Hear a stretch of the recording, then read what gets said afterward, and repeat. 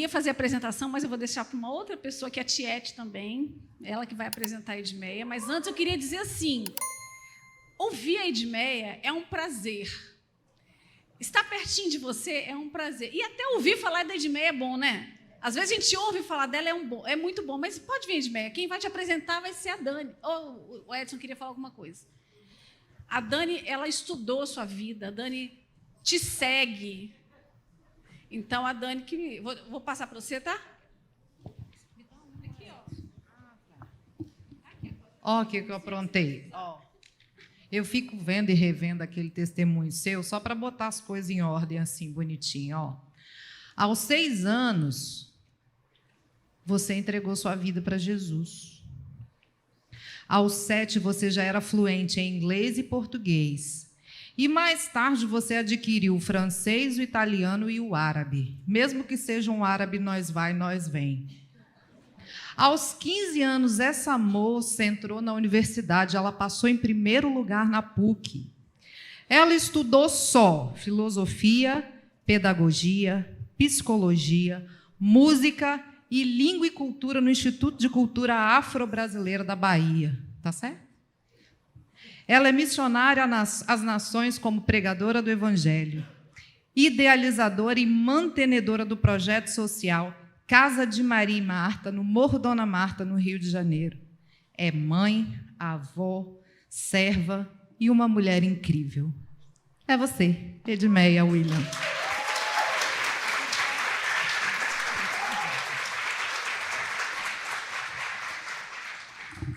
Graça e paz, minhas irmãs.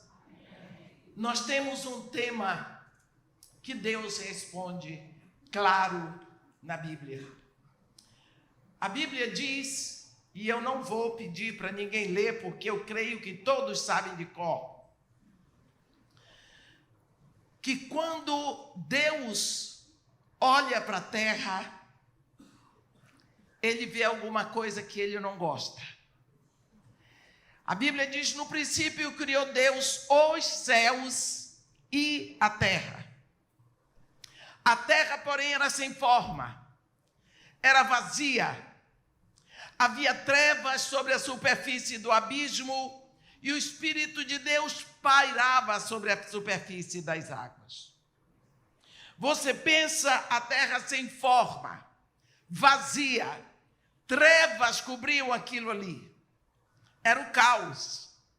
Deus então entra com a palavra e a palavra vem fazer toda a diferença. Deus diz, haja luz. E quando Deus diz o verbo, a palavra, o caos desaparece e começa o cosmos. Tudo o que Deus faz, Ele faz pela sua palavra. Por isso o Evangelho de João começa dizendo, no princípio era o verbo, a palavra. E o verbo estava com Deus, e o verbo é Deus. Ele estava no princípio com Deus. Todas as coisas foram feitas por intermédio dele, e sem ele nada do que foi feito se fez. Deus criou todas as coisas. E quando tudo estava criado, a Bíblia diz que Deus passou a limpo a sua obra. E a Bíblia diz assim, e viu Deus que era tudo muito bom. E só porque era muito bom na opinião de Deus, Ele diz agora sim, façamos o homem a nossa imagem e semelhança. O homem já estava no coração de Deus desde toda a eternidade. Deus só iria trazer agora do invisível para o visível. E nós sabemos como Deus formou o homem. E depois Deus, então, coloca o homem para assumir a autoridade sobre toda a terra, sobre toda a criação. A Bíblia diz no Salmo 115, no versículo 16, os céus são os céus do Senhor, porém a terra deu a ele aos filhos dos homens. Deus deu a terra ao homem. como Deus vai ensinar o homem a assumir a autoridade sobre a terra, sobre todos os animais. Deus vai passar todos os animais diante do homem, aos pares, para o homem dar nome. E o homem foi dando nome. Boi, vaca. Cão, cadela. Gato, gata. Macaco, macaca. O homem foi tomando consciência de que cada macho tem a sua fêmea. Então ele começou a pensar, e a minha fêmea? A Bíblia diz, mas para o homem não se achava uma auxiliadora que lhe fosse idônea. Então, quando o homem acabou de nomear os animais, o homem estava assim, e eu? Cadê minha fêmea? Até o macaco tem sua macaca, e eu? Surge no coração do homem agora a necessidade do brilho, da presença da mulher. Lógico que Deus já tinha tudo arrumado. Mas Deus não disse para o homem. Deus deixou que o homem sentisse necessidade da mulher. Porque o homem aqui representa toda a terra. Nós podemos usar a nossa imaginação e pensar, Adão naquele jardim, que coisa maravilhosa. Quando você lê a descrição do Éden, você fica pensando como é que Deus pode ter feito tanta coisa ali, não é? Só para esse pessoal. E cadê a mulher? O homem devia estar. E aí Deus, que sempre é o Deus que supre a necessidade e não a vaidade, ele olhou para o homem e diz, o primeiro não da Bíblia, não é bom que o homem esteja só. Ele entra com a provisão. Far-lhe-ei uma ajudadora que lhe seja idônea. Está respondida a questão. Está respondido o tema do congresso. Acabou. Mulher, para que Deus criou você? Para ser ajudadora idônea. É só para isso que Deus criou a mulher. Mas é tão pouco? É você que pensa. Entre na linha de ajudadora idônea e você vai ver que não precisa nem ter marido para ser ajudadora idônea. Quando nós pensamos isso, Deus fez a mulher assim. A mulher entra como um pacote de soluções para que o homem funcione. Mas o homem continua sendo o cabeça. O grande problema é que nós confundimos a posição da mulher. E achamos que a Bíblia coloca a mulher numa posição inferior. Não, não é. E quando nós pensamos auxiliadora idônea, ajudadora idônea, eu gostaria de hoje, para começar, porque nós vamos entrar nessa linha e vamos até amanhã à noite, gostaria de usar o exemplo de uma mulher muito bonita que tem na Bíblia. Pelo menos eu acho que ela é bonita. É a rainha Esther.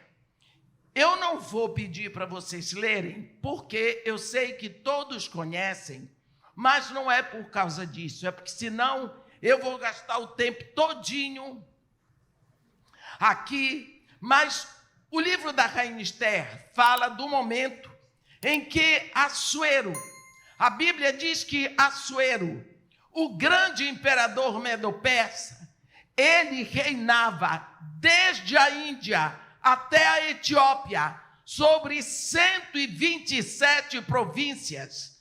Eu queria que você pensasse o que são 127 províncias que seriam como os países hoje. Esse homem reinava em 2 continentes, Ásia e África.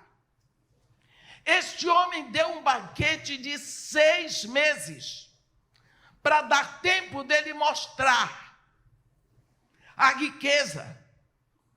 Depois deu um banquete de mais 1 semana. Era muito banquete. O homem era riquíssimo, poderosíssimo. Mas no último dia, ele resolveu mostrar para os príncipes de todas essas províncias o que ele tinha de mais lindo. E mandou que fosse introduzida na presença de todos a rainha Vasti, que era a esposa dele, com suas vestes reais, com a coroa, para que ela pudesse desfilar e causar inveja a todos. Só que Vasti disse: não vou. Tinha que ser uma mulher para dizer não a Assuero.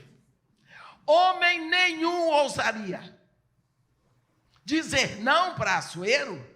Impossível. Até hoje, nós não sabemos como é que aquela mulher teve coragem. Chegamos à conclusão que Deus estava na história. Lógico. Vasti disse não. Assuero ficou envergonhado e por causa disso teve que divorciar Vasti. Nós vemos que ele ficou muito triste e foi obrigado a divorciá-la. O conselho jovem do rei disse para ele: rei, o senhor não pode ficar tanto tempo assim, sem esposa. Vamos fazer agora o primeiro concurso de beleza. De cada província vão ser tiradas as virgens mais lindas. Depois de selecionadas as mais lindas de cada província, então vão ser reunidas até chegar nas finalistas. As mais lindas serão trazidas para um spa. E nesse spa, elas vão ter um tratamento de 1 ano de beleza. Eu vou ler para vocês o que está escrito no capítulo 2, assim. No versículo 12 está escrito assim: em chegando o prazo de cada moça vir ao rei Assuero, depois de tratada segundo as prescrições para as mulheres, por 12 meses, porque assim se cumpriam os dias do seu embelezamento, 6 meses com óleo de mirra, e 6 meses com as especiarias e com os perfumes e ungüentos em uso entre as mulheres. Presta atenção. Já eram as jovens mais lindas, ainda com 1 ano de tratamento. Eu costumo dizer que até eu, viu? Vocês riem. Por quê? Não se faz isso com uma pessoa idosa. Não é? O povo ri. Mas presta atenção. Elas eram as mais lindas, jovens, 1 ano de tratamento de beleza. Diga aí, se não dava uma melhorada aqui. Aí é que a jovem vinha para dormir com Assuero. Quando ele dizia, manda uma jovem, o eunuco daqui mandava, ela entrava de tarde, dormia com o rei e no outro dia ela não voltava mais para a casa das virgens. Ela passava para a segunda casa das mulheres, que é a casa das concubinas. Nunca mais ela ia dormir com o rei, a não ser que ele a chamasse pelo nome. Preste atenção. Na seleção dessas jovens mais lindas, entra uma judia, cujo nome era Radassa. ela era órfã de pai e de mãe, criada de favor por um primo do seu pai. O nome dele era Mordecai e o nome dela era Hadassa. Depois ela recebe o nome persa de Esther, que quer dizer estrela. Essa moça entra no concurso e é levada para a casa das mulheres, a casa das virgens, para ser tratada e preparada para dormir com o rei. Eu queria que vocês pensassem um pouquinho em Hadassa. Naquela época, ainda em 1990, quando eu fui fazer um curso em Singapura, curso de liderança cristã, eram 70 mulheres de 33 nações diferentes do terceiro mundo. E lá nós compartilhávamos tudo, e aquelas pastoras daquelas ilhas polinésias, da Indonésia, aquelas ilhas distantes, contavam para nós a experiência delas como mulheres e como é que a mulher era tratada lá. E era uma voz geral de como as mães sempre investiram nas suas filhas, ensinando como agradar a um homem na cama. Existem cursos que são dados. Mulheres que preparam as meninas desde cedo, com movimentos do corpo e outros tantos movimentos para agradar o homem na cama, porque assim ele não vai imediatamente arranjar outra esposa. As meninas aprendem coisas que a gente está velho e nunca vai aprender,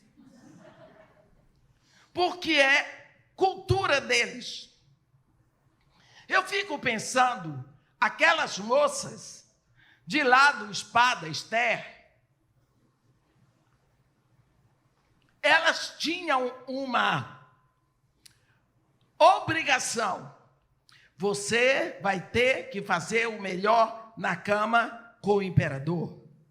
Porque se ele gostar do seu desempenho, você vai ser a imperatriz medo-persa, a nossa província vai estar na cabeceira. Então, você tem que, na cama, defender a nossa província. Que coisa horrível. A menina era virgem. Então, cada uma daquelas garotas que estava no spa, ela tinha uma preocupação, ela tinha um dever. E Esther era judia. Ela não tinha mãe para ensinar. Mordecai não ia ensinar. Isso não fazia parte da cultura judaica. Então, quando aquela menina entra para esse lugar, ela entra assim, como você iria, sabendo de nada.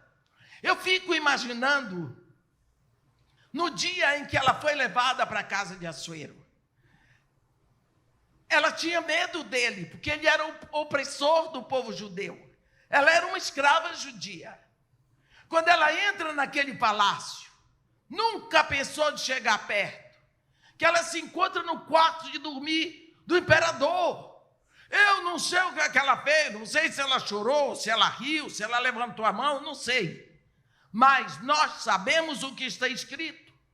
E aqui está escrito: o rei amou a Esther mais do que a todas as mulheres. Atenção, esse Assuero, isso era uma raposa velha, isso já tinha dormido com muitas e muitas e muitas mulheres, mas aqui está escrito que ele amou a Esther mais do que todas as mulheres com as quais ele já tinha dormido. E ela alcançou perante ele favor e benevolência mais do que todas as virgens. O rei lhes pôs-lhe na cabeça a coroa real e a fez rainha em lugar de Esther, de Vasti. Pronto. Você pensou nesse momento? Agora, a judiazinha, que era escrava, órfã, analfabeta, que lavava roupa na potassa, que carregava o cântaro nas costas. Agora ela é a imperatriz medo-persa. Ela é a mulher mais linda, mais cheirosa, mais importante, mais invejada do momento. É agora Esther. É tão bom ficar rico, não é? De uma hora para outra a pessoa tem tudo, prosperou, ficou riquíssimo. Gente, é bom demais.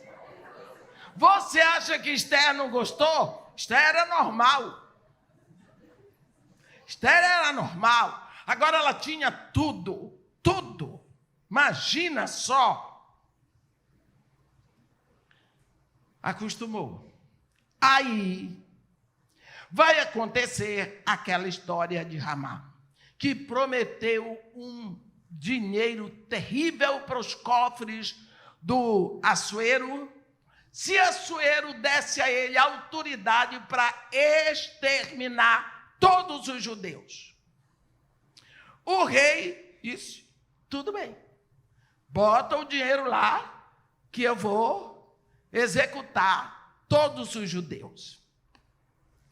A Bíblia diz que quando foi estabelecido o extermínio dos judeus, o que saiu foi o seguinte: enviaram-se as cartas por intermédio dos correios a todas as províncias do rei, 127, para que se destruíssem, matassem e aniquilassem de vez a todos os judeus, moços e velhos, crianças e mulheres, em um dia, no dia 15 do 10º mês, que é o mês de Adar, e lhes saqueassem os bens. Mordecai pegou esse traslado e mandou para Esther ler. Mandou para Esther para ver se ela podia interceder diante do rei pelo povo dela. Aí ele foi para frente do palácio de Esther. Esther mandou saber o que é que ele estava daquele jeito, com cinza na cabeça, vestido de pano de saco, daquele jeito que judeu faz para mostrar que está sofrendo. Então,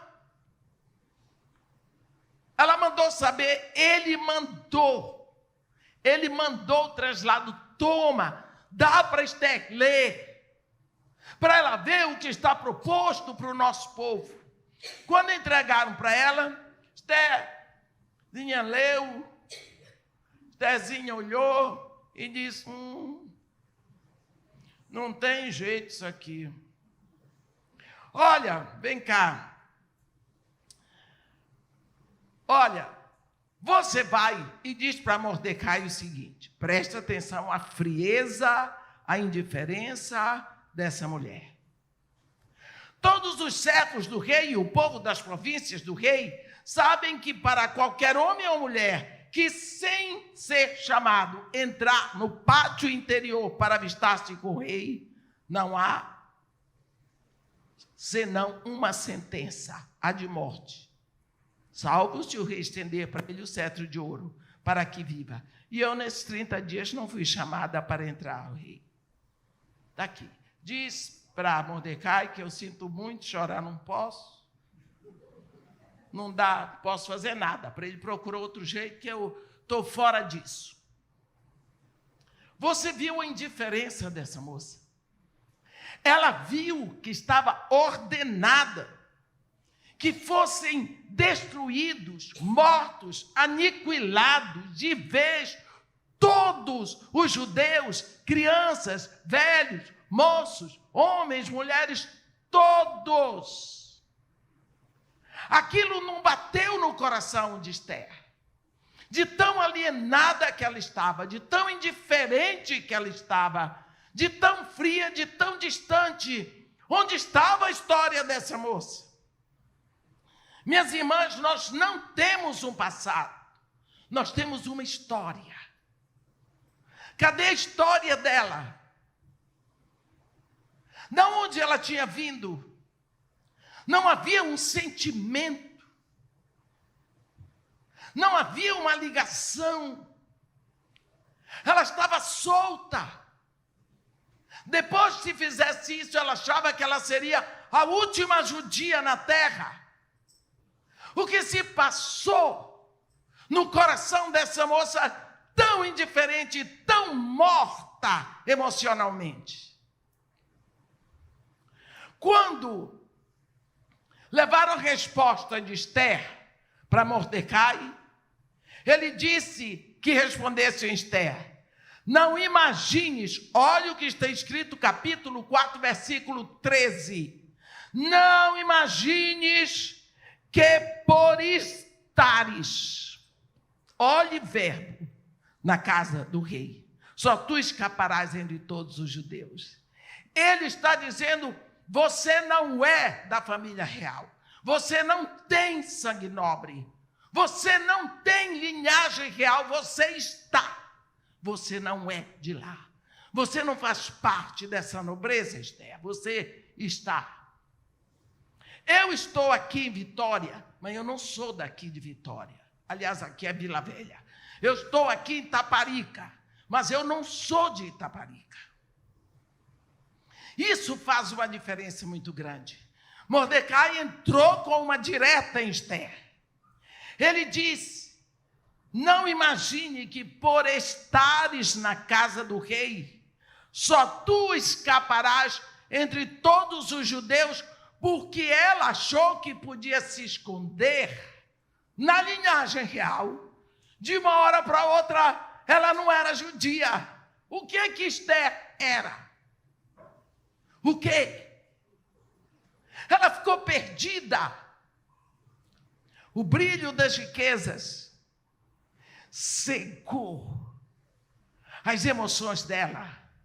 Ela rejeitou a sua descendência, ela rejeitou o seu povo, ela se envergonhou da situação de uma escrava judia, ela rejeitou a sua identidade. Ela não era ninguém, porque ela não era persa e ela não era judia. Morta emocional. Porque Mordecai diz: se de todo te calares agora, de outra forma se levantará para os judeus socorro e livramento, mas tu e a casa de teu pai perecereis. Aí entra uma palavra. E quem sabe, olhe esta palavra do versículo 14, e quem sabe se para a conjuntura como esta é que foste elevada a rainha. Quando nós estudamos os dons do Espírito, nós estudamos palavra de sabedoria, palavra de conhecimento, fé, profecia, dons de curar.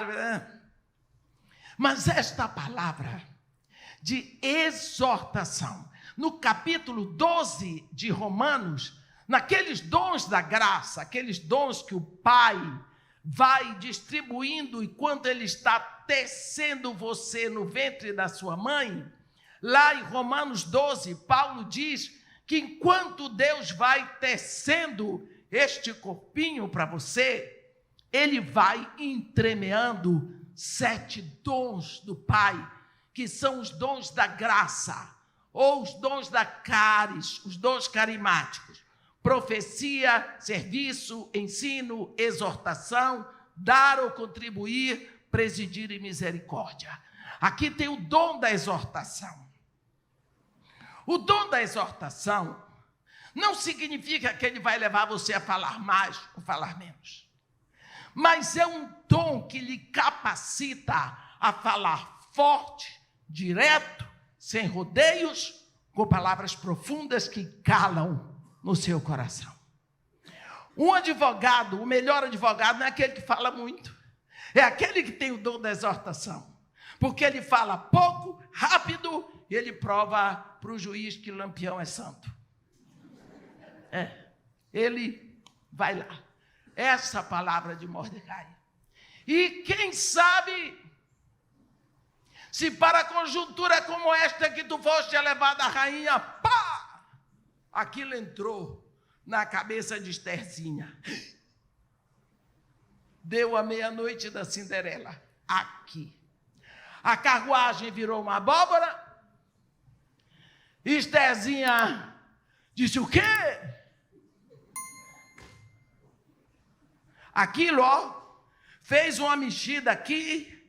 Ela sentou e disse: diga a Mordecai que reúna todos os judeus que se encontrarem em Susã e que jejuem por mim e não comam nem bebam por 3 dias, nem de dia nem de noite. Eu e minhas servas jejuaremos e depois irei ter com o rei. E se perecer, pereci. Você disse que foi que deu com essa rainha, que ainda agora ela não queria nada. Pode morrer todo mundo, tem nada a ver com isso. Agora ela está botando a cabeça na guilhotina pelo povo dela. Que foi que deu?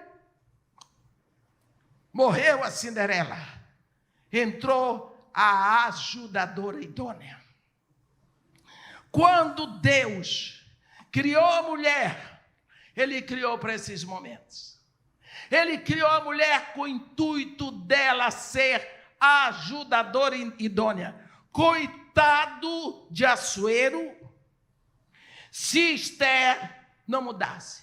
Ele ia ser conhecido pela história como o exterminador de judeus, que nem Hitler conseguiu ser, ele seria. Mas quando ela entra de ajudadora idônea, ela impede que seu marido seja esse criminoso horrível. Quando o homem tem uma esposa ajudadora idônea, ele está livre de cometer os desatinos. Esther entra com uma disciplina espiritual, o jejum. Vocês viram que de uma hora para outra essa moça mudou? E ela agora abraça a causa para si.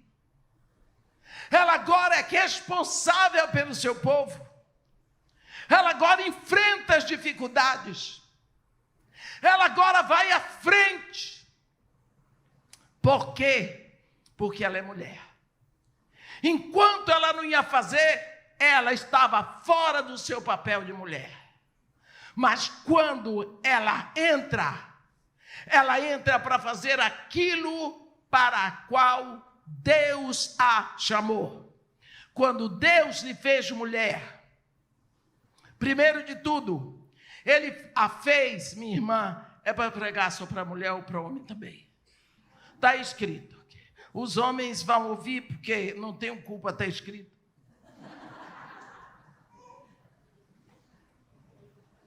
Quando Deus criou o homem, Ele criou sozinho.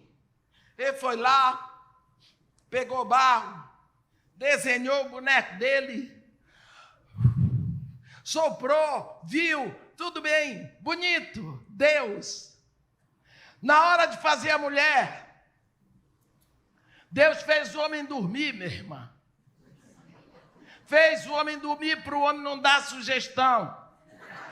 Ele fez a mulher do jeitinho que estava no coração dele a eternidade todinha.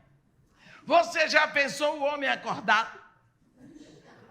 Senhor, não faz assim, senhor, bota não sei o quê. Senhor, não bota a boca não. Com certeza que tem uma coisa que incomoda os homens, é a nossa boca. Mas Deus criou a mulher do jeitinho que Ele tinha por toda a eternidade. Você pode ter certeza que quando Ele olha para você, é do jeito que Ele queria, só não mandou engordar. Agora, Ele pensa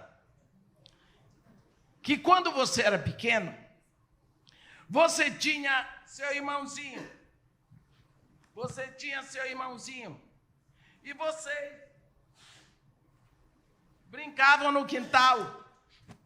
Seu irmãozinho de shortinho e você também. Muito calor, da cintura para cima, nada. 2 crianças, 3, 4 anos. Da cintura para cima, você e seu irmãozinho eram exatamente iguais. 2 botõezinhos aqui em cima o seu profético, né? Mas o dele está lá até hoje. Quando você foi chegando ali para os 5 anos, sua mãe, menina, bota a blusa. Mamãe, menina, bota a blusa. Está fazendo calor, menina, bota a blusa. Mas meu irmão não está, ele é menino. Você não entendia aquela diferença. Lá pelos 9 anos, aqueles 2 botõezinhos lá começaram a incomodar. Começa a doer, começa a inchar, começa a empedrar, e aquela história toda que eu não vou descrever, porque tudo quanto é mulher já passou por isso. Aí, quando você tem 12 anos, como está escrito em Cantares, os teus 2 seios, como crias gêmeas da mesma gazela, que se apacenta entre os lírios, fala da uniformidade dos seios. Pronto. Agora você, mulher, tem seios. E seu irmão, graças a Deus, não. Seus seios estão lá. O único problema é que agora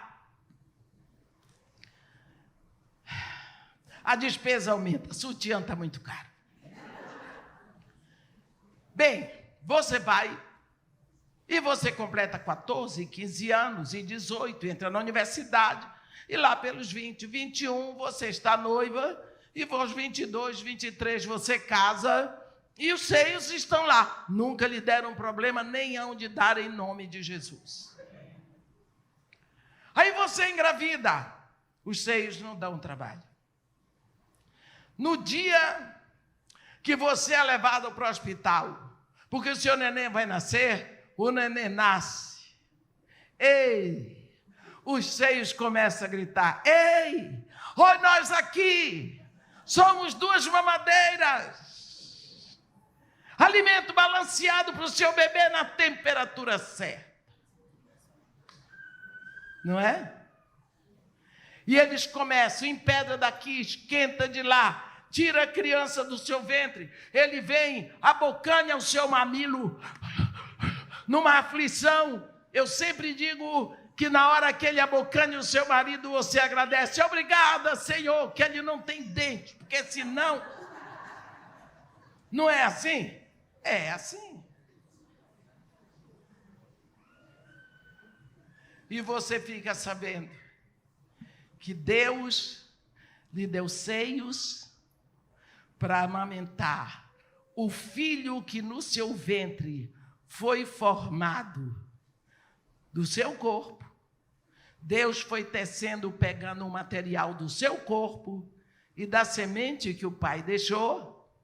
Agora ele sai e ele vem se alimentar do seu leite, que já foi seu sangue.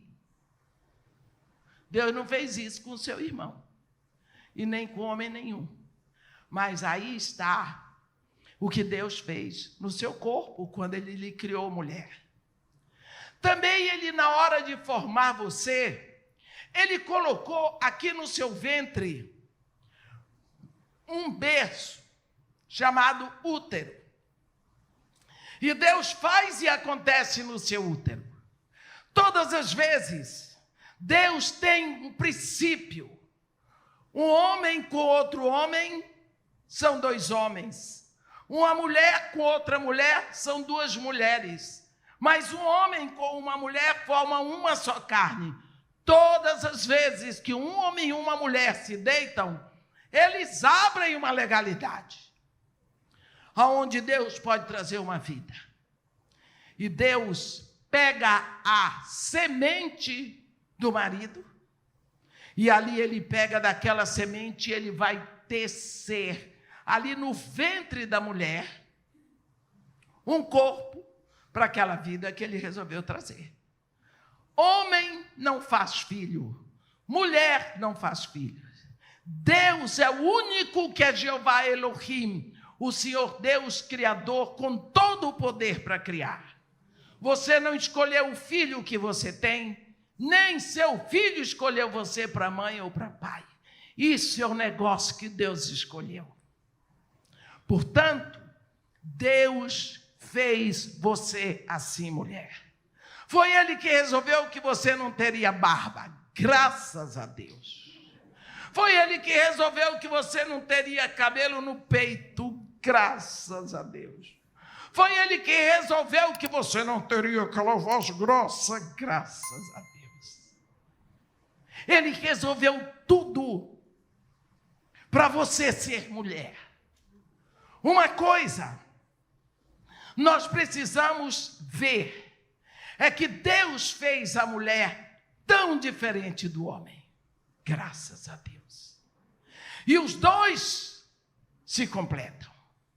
É assim que Deus determinou. Mas quando Deus cria o homem, Ele cria a mulher para ser a ajudadora idônea, aquela que vai no lugar certo. Eu me lembro que a primeira vez que eu fui chamada para pregar num congresso de mulheres, foi exatamente um congresso que estava acontecendo ali na igreja metodista, perto de Vila Rubim, Pastor Pontes. Foi lá que eu conheci o pastor, a pastora Suzana, que está ali. O pastor Aurélio e a pastora Suzana. Foi lá que eu conheci vocês. Foi naquele primeiro congresso, né? E eu fui buscar o que era ajudadora idônea. Fui para o dicionário, porque eu sou exagerada. Quando eu tenho que fazer um estudo, eu vou fundo. E tem na frente do meu prédio, lá em Copacabana, uma opção de lojas, tem um judeu. Ele morreu tem 2 anos, César Askenazi. E eu desci lá com meu livro e disse, eu queria que você olhasse aqui no seu Bereshit, o que é isso aqui? Faliemos uma ajudadora que lhe seja idônea. Ele foi olhar, lá no Gênesis dele, ele disse, você pensa que tem um caminhão, os Caniavabes, aquele grandão, tem tudo o que pode. Novo, pronto para ir para a estrada. Na hora, não tem o volante. O caminhão não pode ir para canto nenhum. Porque o volante, naquela hora, é a peça idônea. É uma peça tão pequena, mas sem ela o todo não funciona. Digamos que bota o volante, mas quando chega na hora de partir, não tem a bateria. Então, o carro todo pronto, falta uma peça pequena que é a bateria, o todo não funciona. Então, a parte idônea é aquela a qual ninguém dá muita atenção. Ela parece a menor de todas, mas sem ela o todo não funciona. O que significa? Que a parte idônea é aquela que entra em ação para que tudo funcione. Talvez agora você entenda por que você é chamada dona da casa. Quem comprou a casa, às vezes foi o coitado do marido, com sacrifício. Comprou a casa, montou tudo, bota tudo lá, mas você é a dona da casa. Porque da porta da rua para dentro, é você que manda. E se ele não for bem firme, você manda até nele. O que acontece é que é você que vai funcionar. Quando Jesus Cristo fala sobre perdas e restauração, no capítulo 15 de Lucas, ele conta 3 parábolas de perda e restauração. Quando ele fala de perda e restauração de vidas, ele bota um pastor com uma ovelha peralta que se perde. E o pobre do pastor deixa as 99 no deserto e vai atrás da peralta. Quando encontra, em vez de dar umas palmadas, bota no colo. Ela vem carregada. Mas foi Jesus que contou essa parábola. Tudo bem. Quando ele fala de perda e restauração de relacionamentos, ele bota um pai com um filho, o filho pródigo. Mas quando ele fala sobre perda e restauração de valores domésticos, ele põe uma mulher. Ele diz: qual é a mulher que, tendo 10 dracmas, se perder uma, não varre a casa? Desculpe, não acende a candeia, varre a casa, procura diligentemente até encontrá-la, e havendo encontrá-lo, reúne todas as suas amigas e diz: alegrai-vos comigo, porque eu achei a dracma que eu tinha perdido. Ora, dracma é dinheiro, meus irmãos. Dinheiro é valor. Valores que são perdidos dentro de casa. Nós não sabemos qual foi o valor que tinha sido perdido ali. Se foi o valor do respeito, da honra, da pureza, da obediência. Mas um valor foi perdido. Aquela mulher corre, porque ela viu, se valores estão se perdendo dentro de casa, falta luz. E a Bíblia diz: lâmpada para os meus pés e luz para o meu caminho, a tua palavra, Senhor. E quando ela acendeu a candeia, ela viu que tinha lixo. Ela buscou a vassoura e não foi para voar. Foi para buscar o lixo que tinha. E foi assim que ela encontrou o valor que tinha sido perdido. Nós vemos que aquela mulher não procurou no quintal. Ela procurou dentro de casa, da porta da rua para dentro, porque da porta da rua para dentro é a autoridade da mulher sobre a sua casa. Valores que se perdem. Desobediência. Novidades que entram na casa. A mulher é que vai dar conta disso. É nessa hora que ela é a ajudadora idônea para aquela família. A Bíblia diz que Deus é o cabeça de Cristo. Cristo é o cabeça do homem. O homem é o cabeça da mulher. Então, a mulher é a autoridade secundária na família, mas dentro de casa, ela é responsável. É nesse momento que ela é ajudadora. Qual foi a artimanha para o momento que nós estamos vivendo? Para mostrar a degradação da família, a deterioração do tempo. A mulher tem que sair para trabalhar. A mulher tem que ganhar dinheiro. A mulher tem que ser independente. Terceiriza a educação dos filhos. Eu estou condenando a mulher que trabalha? Não, estou só dizendo que faz parte da nossa época. O que aconteceu com a família? Olha, decadência total. Por quê? Porque a mater-família desapareceu. Porque a mulher, da porta da rua para dentro, é ela que dá a diretriz da família. É ela que é a ajudadora idônea naquela família. Não é o marido, é ela. Quantas vezes, se Deus, na hora de fabricar a mulher, ele tinha uma intenção: far-lhe-ei uma ajudadora, que lhe seja idônea. Eu pergunto, quem é a ajudadora idônea do seu marido? Ou da sua família, quem é?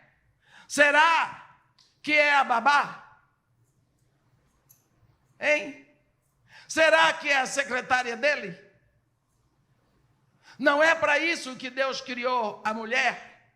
Então nós precisamos rever a nossa vida e saber se nós estamos nesse declínio. E Deus nos chamou como mulheres para a igreja do século 21. Deus está esperando alguma coisa de nós. Quais são os valores pelos quais nós temos lutado dentro da nossa casa? Será que nós não estamos cedendo o espaço para o mundo? No primeiro século, Tiago, no capítulo 5, ele diz: sede, irmãos, pacientes quanto à vinda do Senhor.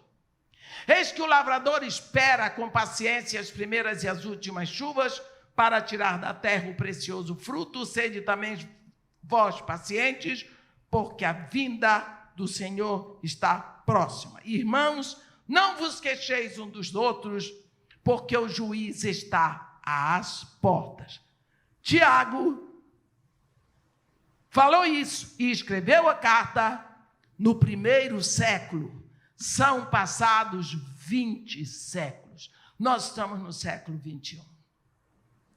Pense o que é isso. A vinda do Senhor está próxima. O juiz está às portas no primeiro século. No primeiro século, Paulinho de Tarso, quando escreve a primeira carta aos Tessalonicenses, ele se considerava alguém que ia ser arrebatado junto com a igreja. Passaram-se 20 séculos. No primeiro século, João se encontra na ilha de Pátimos. E ele diz: ouvi por detrás de mim voz como de trombeta. Voltei-me para ver quem falava comigo, e voltado vi 7 candeeiros de ouro. E no meio dos candeeiros, um semelhante a filho de homem. Aí ele vai descrevendo a visão que tem de Jesus. Ele recebe as 7 cartas para escrever, capítulo 2 e 3, e no capítulo 4 ele diz: ouvi, depois dessas coisas, ouvi a mesma voz que falou comigo, a dizer: vem, sobe para cá, que eu vou te mostrar as coisas que em breve devem acontecer. Olhou, tinha uma porta no céu, ele foi sugado, aí ele começa a escrever. Olhe bem, primeiro século. 7 selos, no 7º selo 7 trombetas, na 7 trombetas 7 taças. Primeiro século. Coisas que iam acontecer em breve. Quando nós olhamos, nós temos visto que selos que já estão aí abertos há muito tempo, trombetas que já estão tocando há muito tempo e que estão acumulando a terra com as novidades que vêm, porque está escrito. E nós estamos aqui, 20 séculos depois. O que eu quero pedir para você, meu irmão, minha irmã que me ouve, para 10 minutos do seu dia para pensar que momento nós estamos vivendo. Que momento da história nós estamos vivendo? Você viu um achatamento na humanidade? Eu quero saber qual é uma autoridade hoje que você olha com admiração, uma autoridade internacional que você olha e admira pelo caráter, pela liderança, pela integridade, pela verdade. Diga um. Diga aí. Não tem, achatou. Nunca mais apareceu um grande violinista ou um grande pianista. Nunca mais um Da Vinci, nunca mais um Carlos Gomes, nunca mais um Schubert. Nunca mais. Está tudo assim, ó. Porque o mundo está achatado para quando aparecer o homem, o anticristo, ele vai sobressair.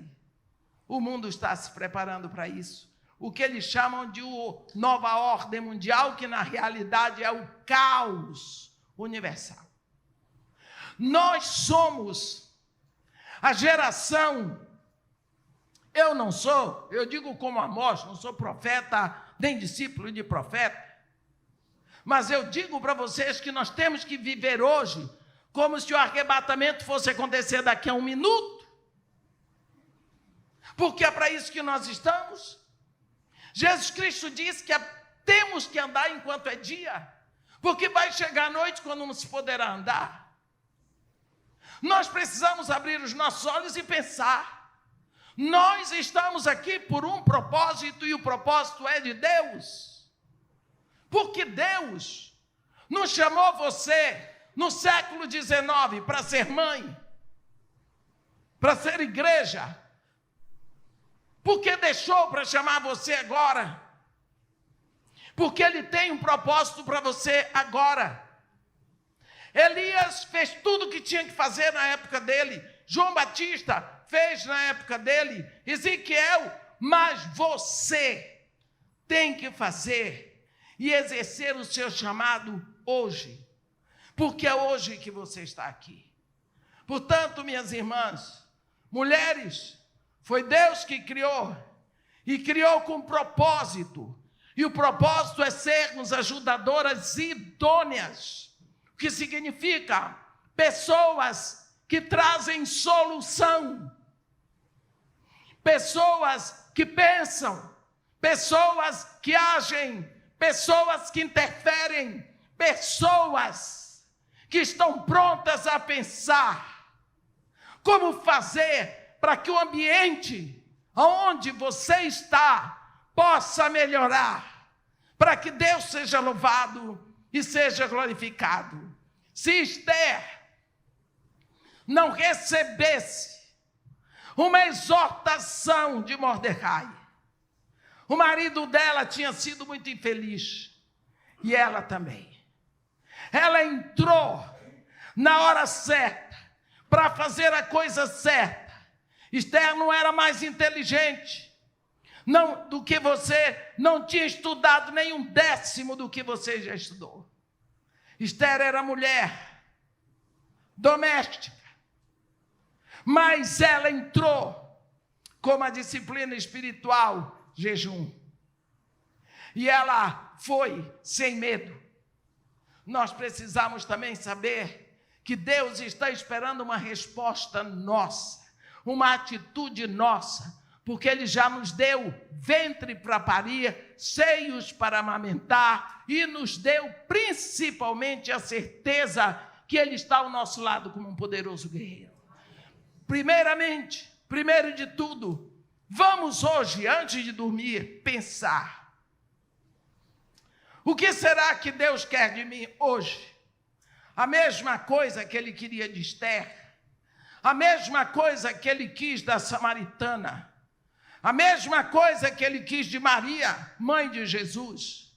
Ele quer que você seja mulher, 100%, pensando no seu lar, na sua família, na sua cidade, na sua história, e que você não seja uma pessoa indiferente, alienada. Farinha pouca, meu pirão primeiro. Eu já faço demais cuidando de mim? Não. De você Deus cuida. Ele quer cuidar de outras pessoas através de você. Ele quer que você seja uma extensão dele aqui na terra. Experimente uma vez ser aquilo que Deus quer que você seja. E você então vai começar a ver que você está sendo menos do que Deus quer que você seja. Ele a criou. Aliás, Ele nos criou para sermos ajudadoras idôneas, para entrar na brecha onde é necessária a nossa presença. Amém? Amém? Que Deus nos abençoe e nos guarde, que faça resplandecer seu rosto sobre nós e tenha misericórdia de todos nós. Amém.